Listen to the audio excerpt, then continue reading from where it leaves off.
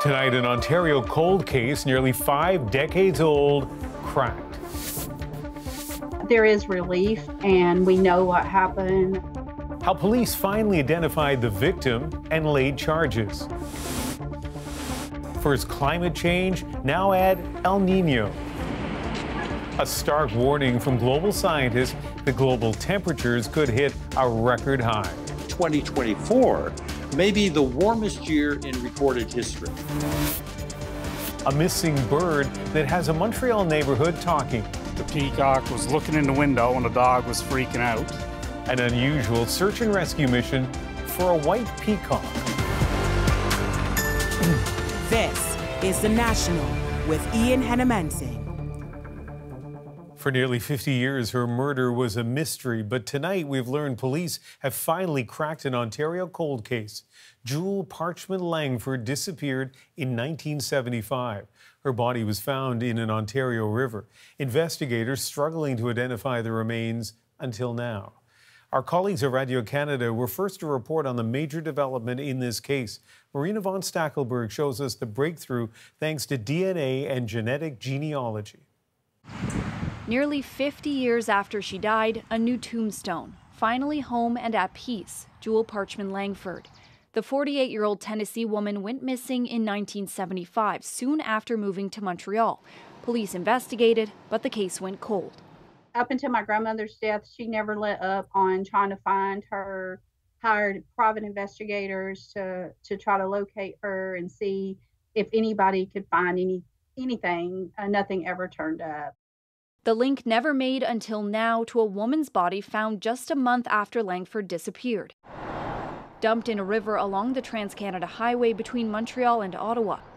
Wrapped in scraps of cloth, towels, and rags, her hands and feet bound with neckties. Another unsolved case. 6 years ago, Ontario Provincial Police unveiled a clay sculpture based on her remains, hoping someone might recognize her. But the breakthrough came last year, using DNA testing and genealogy. I was contacted by the local FBI here, and they asked me if I would be willing to give DNA. They had a body that they thought might be our missing aunt. We were told that it was a match and that we finally knew where she was. The rise of DNA and genetic genealogy is helping police crack cold cases, like the notorious Golden State Killer. Instead of only relying on DNA collected from suspects, investigators have a much larger pool to search from. People take at-home tests and they put their genetic profile in public databases where we are able to make matches and we're able to generate investigative leads for the investigators so they are able to pinpoint families. With that connection made, police tracked down and charged a man with her murder. You've seen all these cases that were unsolved using conventional techniques, relying on legacy DNA databanks. All being solved in rapid succession. And Marina, what do we know about the man charged with her death? Well, we know that he's still alive. His name is Rodney Nichols, and he was an acquaintance of Langford when she lived in Montreal. He's now 81 years old and lives in Florida. We know from documents obtained by our colleagues here at Radio-Canada who broke this story, Ontario Provincial Police have requested he be extradited to Canada to be charged with her murder. That has yet to happen, and Nichols has yet to enter a plea. Marina von Stackelberg in Ottawa tonight. Just as scorching temperatures are stifling parts of Ontario and Quebec, the World Meteorological Organization is warning globally it's about to get even hotter. Ithel Musa looks at what El Niño could mean for Canada and the world. It says 29.19 degrees in here. The temperature inside Noreen McLean's Toronto apartment is not much different from the scorching temperature outside. I'm retired, I'm on a pension, so I can't afford to replace the air conditioner. There's just no way. Heat warnings have been issued for nearly all of Ontario and parts of western Quebec, with maximum temperatures in the 30s and the humidex soaring into the 40s. The impact of the El Niño event on global temperature is likely to surge. The World Meteorological Organization has officially declared 2023 an El Niño year. Experts say the extreme heat in Ontario and Quebec isn't caused by the naturally occurring weather event, but an already warming climate could make the effects of El Niño worse. The WMO warning a new global heat record could be set within the next 5 years, surpassing the one set in 2016. Scorching temperatures that we've seen from Arizona to Oklahoma. We saw the United Kingdom, the warmest June on record. We saw in China incredibly warm temperatures, breaking records. A lot of people are connecting El Niño to these particular phenomena. El Niños typically last 9 to 12 months and can have different effects in different places. In Australia, it can cause drought. In the Horn of Africa, more rain. In Canada, the climate pattern typically means warmer temperatures in the winter and spring. In 1998, another El Niño year, there was a devastating ice storm in Quebec and eastern Ontario. I would bet a few loonies on the fact that with El Niño, especially if it's strong and it's large, we're in for a warmer than normal winter coming up. The WMO says its announcement should serve as a signal to the world to act now to protect lives and livelihoods. Ilomusa, CBC News, Toronto. Drought conditions in Alberta are so bad, 2 counties have declared agricultural disasters. The lack of rain combined with hot temperatures are forcing many farmers and ranchers to make some tough decisions.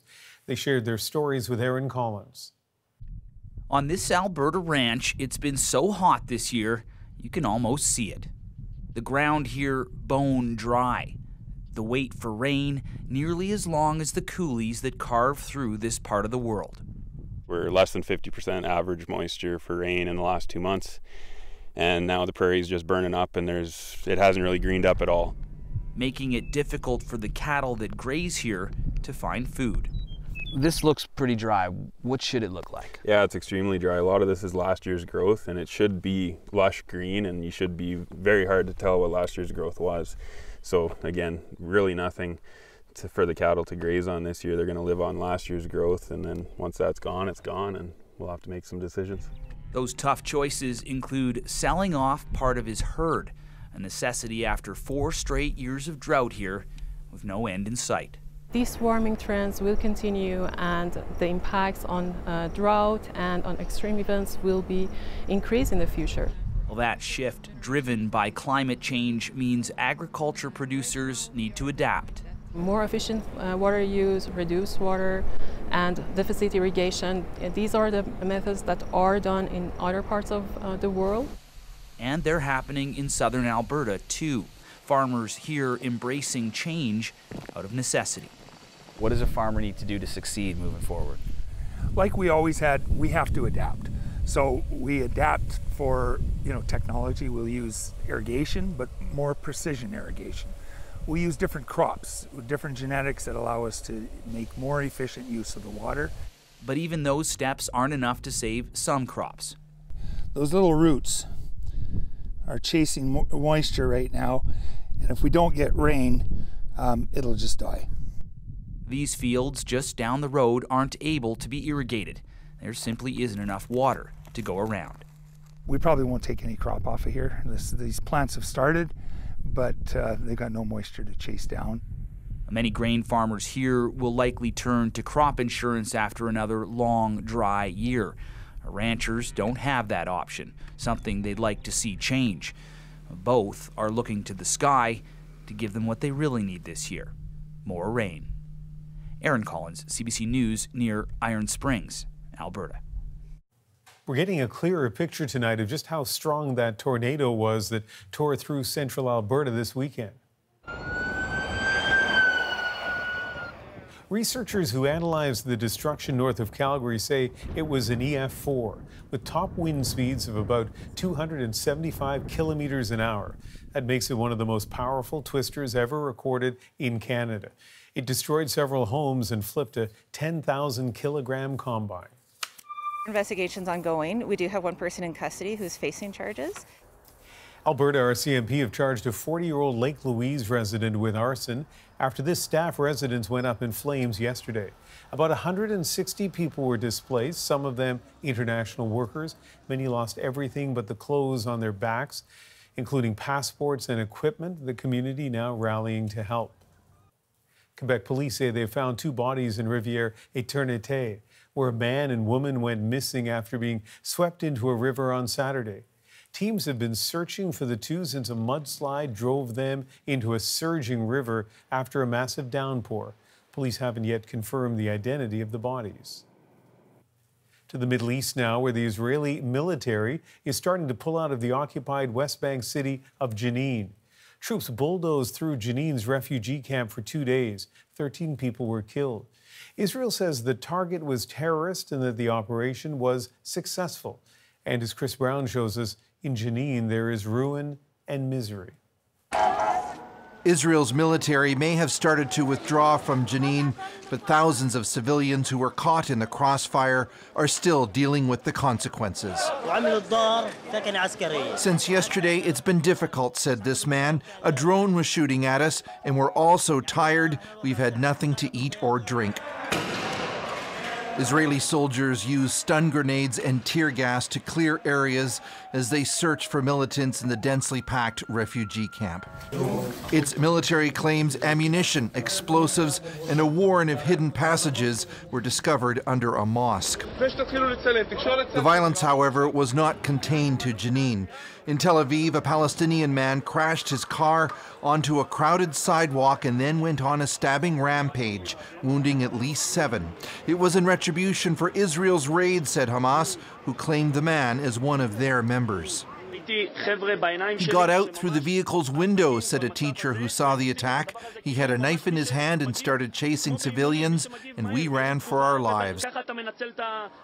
The 21-year-old attacker was shot dead by a passerby. Israel's far-right National Security Minister Itamar Ben-Gvir, who has defended Israeli settlers who've burned Palestinian homes, showed up to encourage Israelis to start carrying guns. Weapons save lives, he said. Parts of Jenin, meanwhile, were left in ruins. Roads were destroyed. Supplies of water and electricity were cut. We're seeing one of the hospitals being subjected to tear gas. Canadian Lynn Hastings is the United Nations resident and humanitarian coordinator in the occupied Palestinian territory. So people are not able to get medical assistance. We need the humanitarian lanes. We need humanitarian workers together with the supplies to be able to get in and out. Businesses in the West Bank remain closed in response to calls for a general strike. Palestinian officials have called Israel's actions a war crime. Israel says the Jenin refugee camp served as a headquarters for terrorists, and it has arrested dozens of militants over the past 2 days. Chris Brown, CBC News, London. Russia's president was defiant on the world stage today after an attempted mutiny in his country just over a week ago. Хотел бы подчеркнуть, что Россия уверенно противостоит. Vladimir Putin told a gathering of Asian leaders that Russia will continue to oppose Western sanctions and any provocations. The audience included Russian allies, and that includes China and India. Putin went on to say that the Russian people are united like never before. There have been few victories and global condemnation for his war in Ukraine. But as Briar Stewart shows us, that's fueling a growing sense of patriotism inside Russia. In front of a crowd of high school students in Moscow's Gorky Park, the popular Russian singer who goes by the name of Shaman belts out one of his patriotic anthems.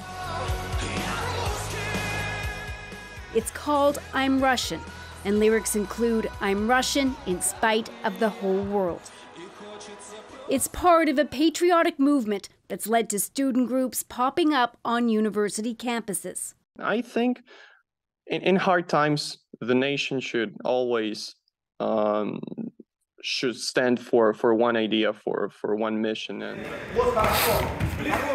Maxim Lukianenko is taking part in a hand-to-hand combat tournament, an event arranged by a patriotic group he helped create last year.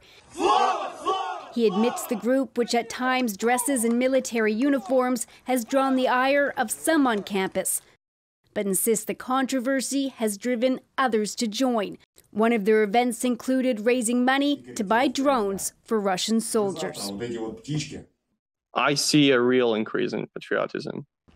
And so have some Russian researchers who've conducted in-depth interviews with citizens over several months. They've dubbed this group the New Patriots. So Russianness started to matter. Svetlana Urpileva says the New Patriots might not like the war, but since it started, they've found ways to justify it. They do not really believe that Russia's victory will bring real positive change in Russian society. They just feel that if Russia loses, it will be much, much worse. Others reported feeling a surge in support for their country because they feel like so much of the world is against Russians. Marina Gretsenko falls into that camp.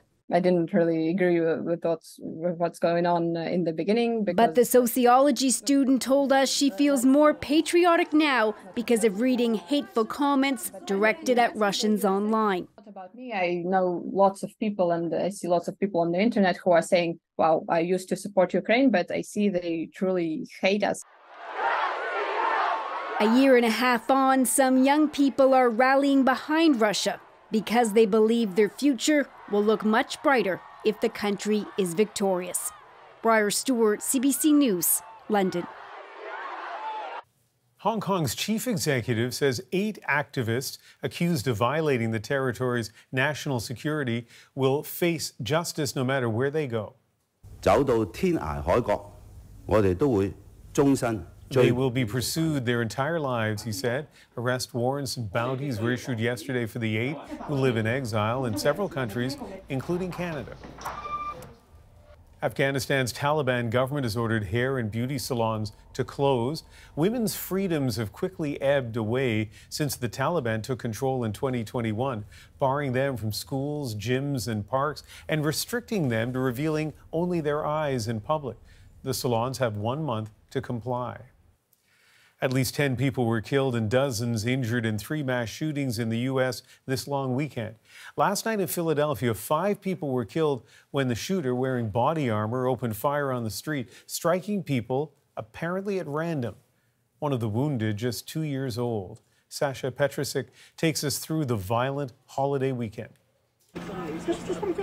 As the U.S. marked its independence, 3 cities counted their casualties. Police tracking the bullets through 2 nights of mayhem, from Baltimore and Philadelphia in the Northeast to Fort Worth in the South. Wild Texas fun and 4th of July fireworks, followed by a deadly shooting just before midnight. A lot of gunfire that just started ringing out, and then everybody just started running everywhere. At least 3 were killed, 8 wounded as the shooter got away. There's no motive yet, but lots of recrimination.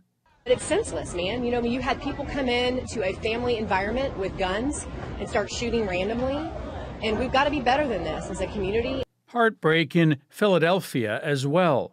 It's just mayhem. You can't explain it the way it was all blood all over the place. The suspect, wearing a bulletproof vest and armed with a semi-automatic rifle, walked around a neighborhood firing bullets, apparently at random. I heard a young man screaming like, help, help, help, please help. 5 men were killed, 2 children injured.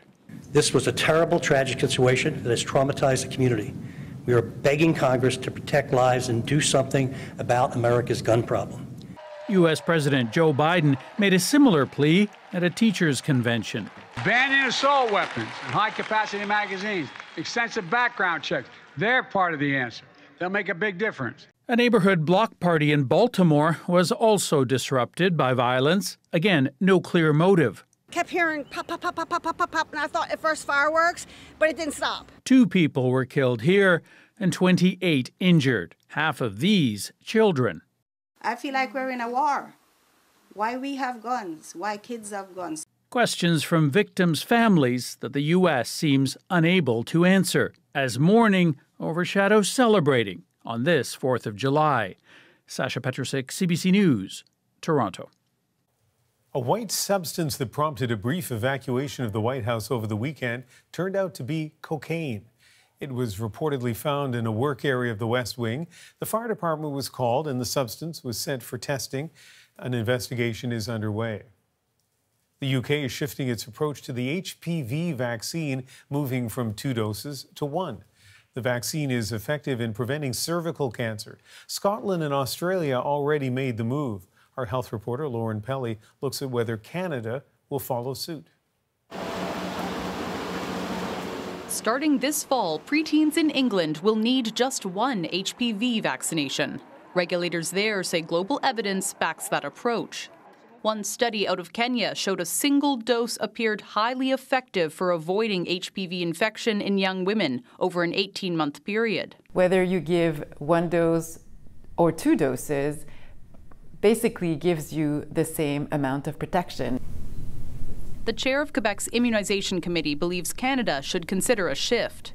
Here, kids 9 to 14 are typically given 2 or 3 shots, but national vaccine advisors are looking at 1 dose. Their guidance is expected next year. This is a very controversial decision. This Ontario immunologist warns there's not enough evidence yet to show lasting protection. Virtually all vaccines need multiple doses to give what we call memory, long-term responses that last a lifetime. One factor officials may be weighing: cost. Fewer doses could save the provinces money on their vaccination programs, but Canadians who age out of those programs would still need to pay.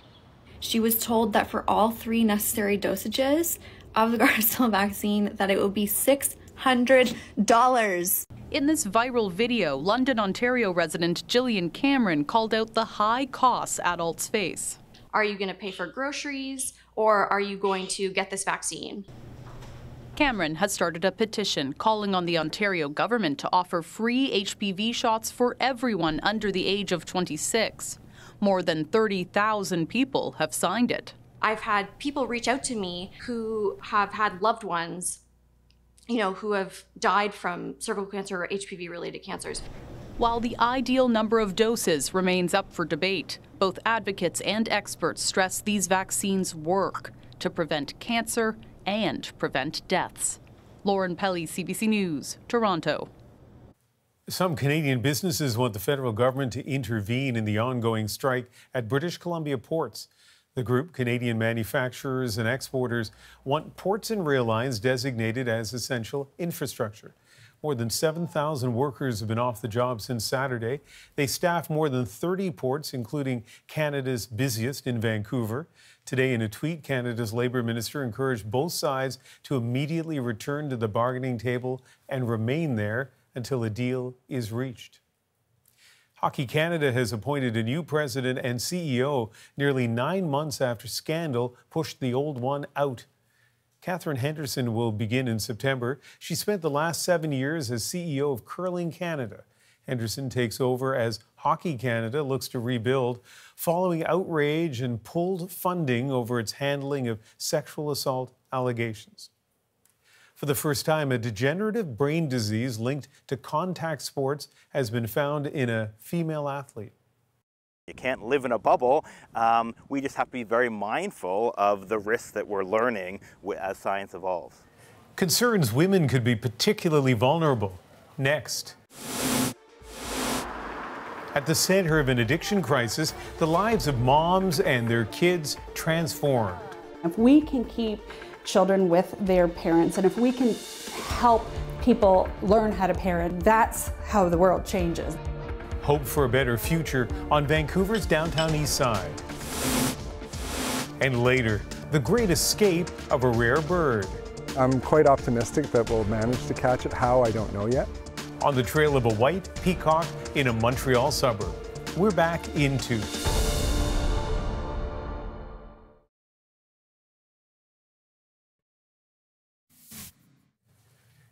Whoa, scary moment at a Wisconsin festival over the weekend. This roller coaster malfunctioned and it left 8 riders, mostly children, hanging upside down for 3 hours. Everyone was okay. It is being investigated. Ma'am, get out of the car!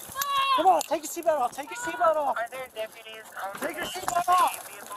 And you're watching a Georgia police officer as he rescues a woman in emotional anguish from a burning car. When she didn't respond, he did manage to break the window.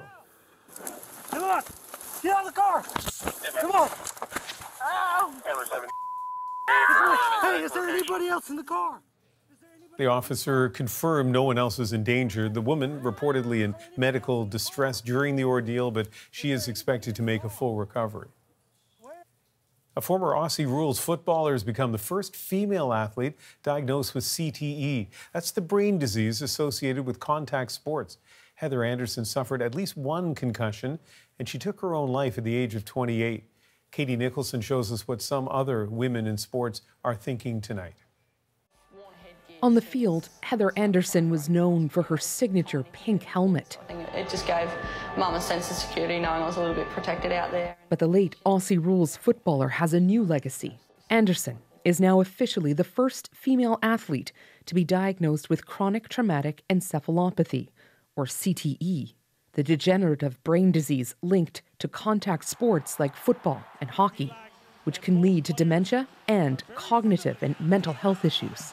Depression, anxiety, PTSD, and thoughts of suicide. Dr. Charles Tatter says he expects more cases of CTE to be diagnosed in female athletes, but that determination can only be made after death. We've got 10 stars who have signed up, 10 Canadian women athletes who have willed their brains to us when the time comes. News of this first in women's sport causing some to worry, like former women's national soccer player Amy Walsh. I've suffered probably 4 or 5 concussions over the course of my career, and those were the ones that were diagnosed. I'm sure there were other ones. Walsh sees this as a sign there needs to be more research on women in sport. After all, hundreds of male athletes have already been diagnosed with CTE. Hopefully it spearheads the need for funding, the need for more research to try to discover and delve a little bit deeper into the mechanisms of why. Neurologist Matthew Burke says science already shows women appear to be affected more by concussions. They tend to have worse outcomes in the short term in terms of the persistence of their symptoms. Still, he stresses not everyone who gets a concussion will develop CTE. You can't live in a bubble. We just have to be very mindful of the risks that we're learning as science evolves. And the sports possibly evolve with it. Katie Nicholson, CBC News, Toronto. Amid the despair and addiction plaguing Vancouver's downtown east side, there is a sanctuary focused on healing and recovery. I think it saved my life big time. Because I think had I not found here, she might not be here. How it's saving lives by keeping moms with their kids. Plus, spiritual teachings from a chatbot in India. AI can never replace spirit. It is only replacing our intelligence. Why some worry it could lead to violence. The National takes you deeper into the story shaping our world. Next.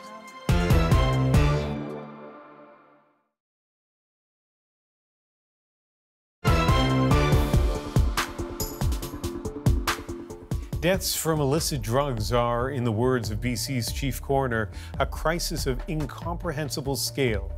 In the province alone, they've caused more than 1,000 deaths so far this year. And even for those who survive, there can be great loss. Addiction often breaks families apart. But one program here in BC protects the bond between mothers and children, keeping them together during recovery. As Lindsay Duncombe shows us, the result can be transformative. Come on out. I will show you everything. In here, we have like a lot of fun stuff like hockey sticks for hockey. Oh, nice shot. 9-year-old Cairo and 10-year-old Serenity show off their new home. Basketball is my favorite thing to do here. Yes! East Siders is our after-school program that we... In the heart of Vancouver's downtown East Side, they've found safety, joy, and reunion. So both of you were living away from your moms before you moved here, right? Yes. Yes. What is it like living here when you can live with your moms? I really like it because then I get to spend more quality time with my mom. I was born with her and I'm really happy that I get to live with her again because it was kind of a bit sad not having her when I was with my grandma.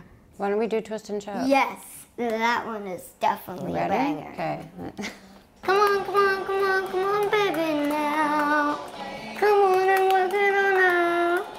Serenity's mom, Katie, is a recovering drug addict, 18 months clean.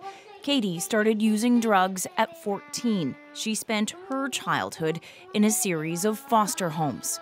So like having her here is like it's huge for me because I didn't have none of that when I was a kid, like at all. And so I really want her to not experience going to foster care. They live in an apartment created especially for families like theirs, women in recovery and their children.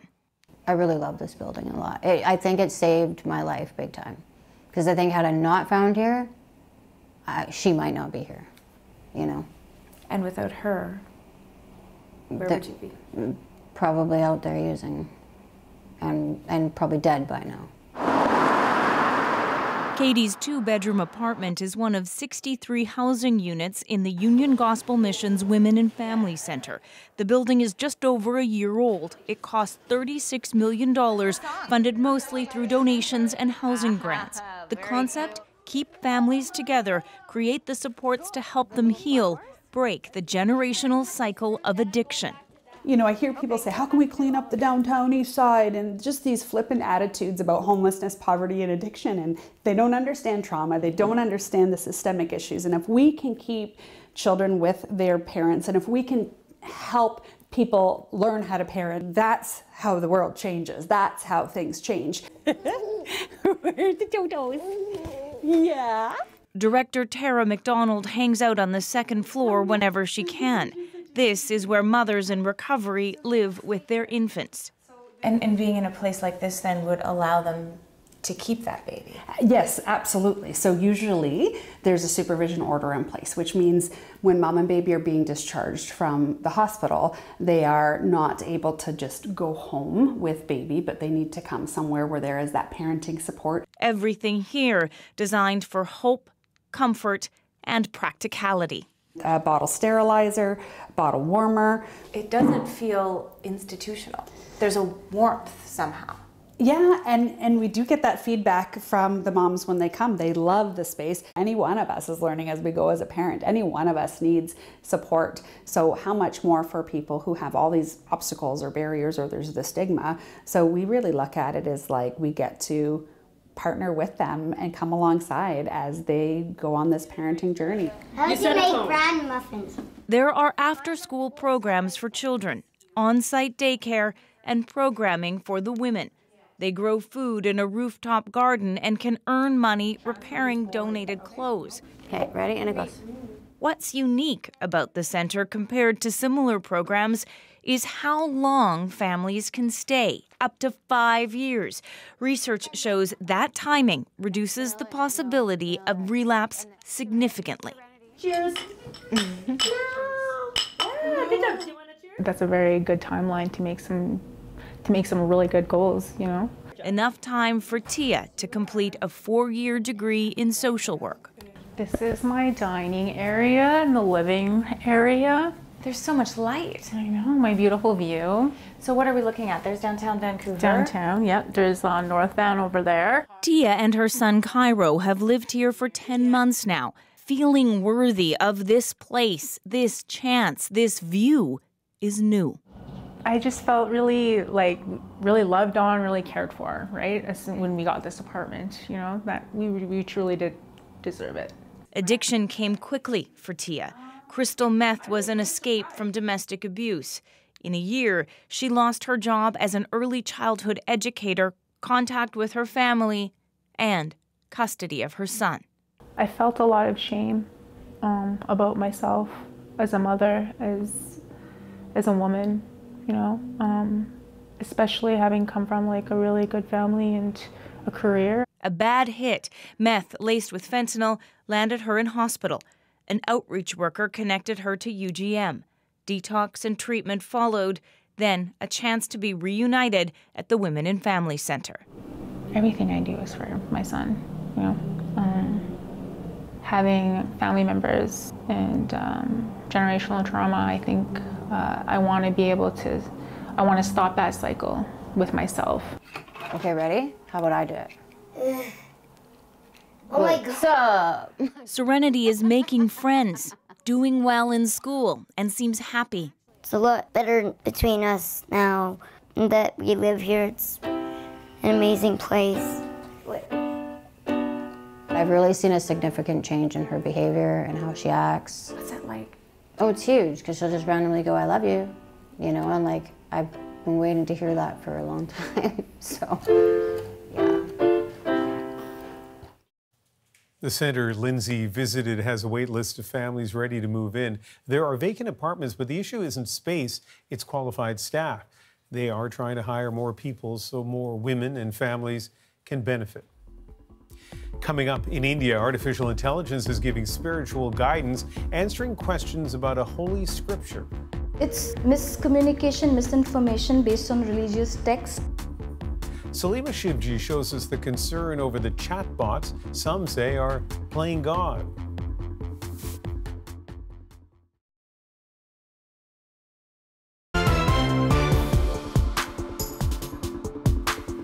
A new combination of ancient Hindu scripture and cutting-edge technology is raising grave concerns in India. Online bots powered by AI are offering spiritual advice, and some say that can lead to deadly violence. Our South Asia correspondent Salima Shivji shows us why. It's a morning ritual steeped in devotion. Puja, meaning reverence in Sanskrit, performed daily at this shrine set up at home. Vandana Podar prays following the guide to a more spiritual life laid out in the Bhagavad Gita, the 700-verse scripture sacred to Hindus. A religious text that's now being interpreted freely online by chatbots playing God. A handful of Gita GPTs using generative artificial intelligence have sprung up in India, fielding spiritual questions from hundreds of thousands of online users, with answers based on the Bhagavad Gita. What troubles you, my child? This chatbot asks off the bat, imitating the tone of the Hindu god Krishna.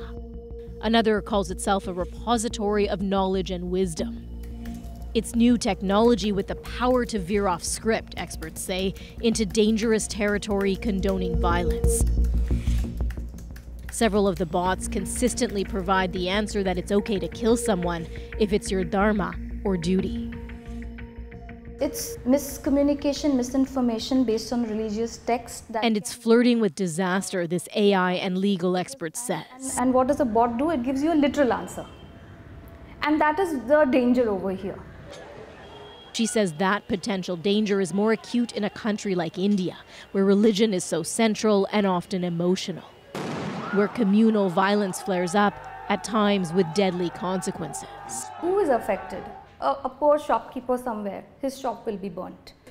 And there's going to be mob violence because something somewhere, a chatbot wrote something, somebody put it on WhatsApp and then they forwarded it. So the effect is so huge and irreversible that the damage cannot really be controlled.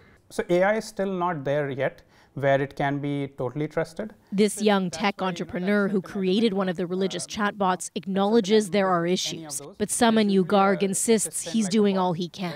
So that is where we have given a disclaimer that, even though this is probably right, but use your own, thinking and use your own kind of judgment to... Not only disclaimers, but also filters that keep updating the statistics the AI model is based on. But we are actively kind of working on detecting any toxicity-based responses, blocking any bad kind of questions people are asking. And then we keep on retraining, we filter out the bad responses, we keep on training the model to be able to detect these newer toxicity questions.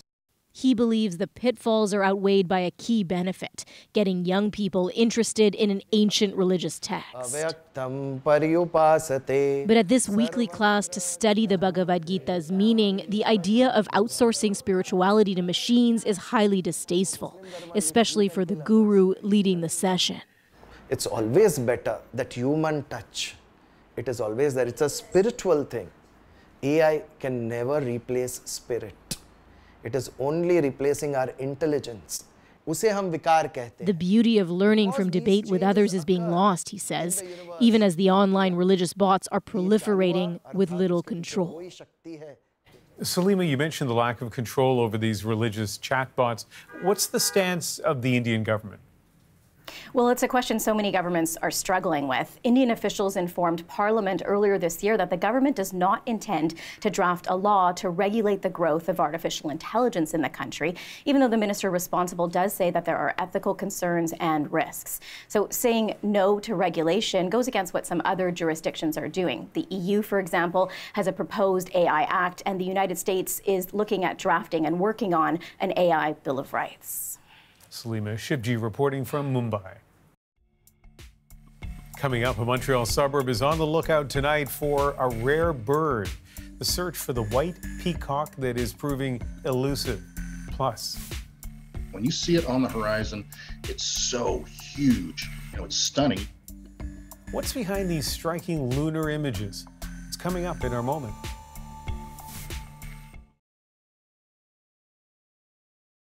I'm Tamara Kandaker. Tomorrow on CBC's daily news podcast Front Burner, the Wagner Group's rebellion may have been cut short, but could it have revealed cracks in Putin's hold on power? Subscribe wherever you get your podcasts. A Montreal community is the center of a search and rescue mission for an unusual-looking bird. It escaped home 8 days ago, and though there have been some neighborhood sightings, it remains at large. Sarah Levitt packed a camera and her sense of humor and went looking. There's always an adventure around the farm here. Graham Batty has quite the hobby farm. Goats, alpacas, all types of fowl, including this relatively rare white peacock. Last week, there were 2 of them. But this is about what happened next. I came outside and the 2 of them were loose in the backyard. So I was able to corral one of them back into the barn, but the other one decided to, had other plans. And that's got the neighborhood talking. The peacock was looking in the window and the dog was freaking out. So I came out and, my wife came out. We didn't, what kind of bird is that? Todd's wife posted to the local Facebook group, "Is someone missing a peacock?" The comments and sightings rolled in, and Victoria Fernati figured out just what she saw on her lawn. I saw white. I even thought maybe a swan at first, and I know that they can be a little more aggressive. Yeah. So I was in my car trying to take pictures, but... So you were hiding from the bird at first? Yeah, I was. Absolutely. I didn't know what to expect. The white peacock, or peafowl, has a genetic mutation. So instead of that iridescent blue and teal we're used to seeing, its feathers are pure white instead. I'm driving around the neighborhood trying to see if I can get a sighting of the runaway bird. So far, no luck, although I'm not exactly sure what I would do if I did spot it. I'm not exactly a peacock wrangler. Many birds, especially young birds, are known to imprint on parent figures. So one of the things you could do is dress up as a peafowl, dress up as a peacock, beautiful feathers, and try and lure the bird home, trying to get him to follow you. Might work. I'm quite optimistic that we'll manage to catch it. How, I don't know yet. But don't blame the peacock for its adventures. The real culprit is Sparkles. She's the one who nudged this door open, letting it out. Sarah Levitt, CBC News, Saint-Lazare, Quebec. This spectacular sight is a supermoon. And this picture was taken as it rose above the Temple of Poseidon near Athens last night. The phenomenon happens when the moon's orbit brings it slightly closer to Earth, and it has been stunning night sky watchers around the globe. Tonight, the cosmic vision is our moment. There's a once-in-a-lifetime event happening in the sky almost every night. It's worth going out and looking. So the most recent supermoon was actually just the past days. It's called the buck moon. Is the full moon in July. So the moon actually has an orbit that's a little bit elliptical, a little bit elongated compared to a circle, and so that means that sometimes it's a bit further away from the Earth, sometimes it's a bit closer to the Earth. When it's closest, that's the perigee, and if full moon happens when the moon is within 90% of as close as it can get to the Earth, then it's a supermoon, because it really is that much brighter. The moon was only 361,000 kilometers away. It's not a huge variation, but it's enough that you can show 8 or 9% increase in illumination. My favorites are always the temple. When you see it on the horizon, it's so huge. It's stunning. It gets people engaged. It's just awesome. It really is. So I had a window seat on a plane last night going over Lake Ontario. Perfect image of this fantastic moon. Got my phone out, and my pictures are terrible. They were awful. Like I was, it's not even worth showing you. But 2 more chances for all of us to at least enjoy the supermoon, even if we're not talented enough to get a great picture. August 1st and either the 30th or the 31st. That is the National for July 4th. Thanks for being with us. Hope you have a good night.